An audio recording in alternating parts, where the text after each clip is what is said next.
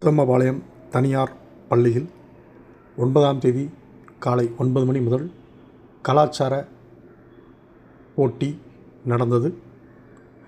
ஏராளமான மாணவ மாணவியர்கள் பங்கேற்று தங்களது திறமைகளை வெளிப்படுத்தினர்.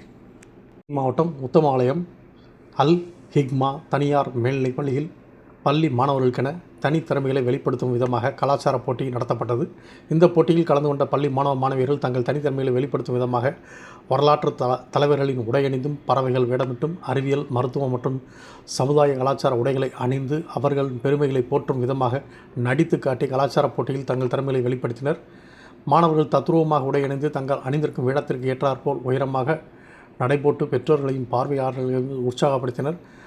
செல்போன் மோகத்தினால் மாணவர்கள் சீரழிந்து வரும் சூழ்நிலையில் நுண்ணறிவை ஏற்படுத்தும் விதமாக பள்ளியில் இதுபோன்ற போட்டி நடத்திய சம்பவம் மிகுந்த மகிழ்ச்சி அளிப்பதாக பார்வையாளர்களும் பெற்றோர்களும் தெரிவித்தனர்.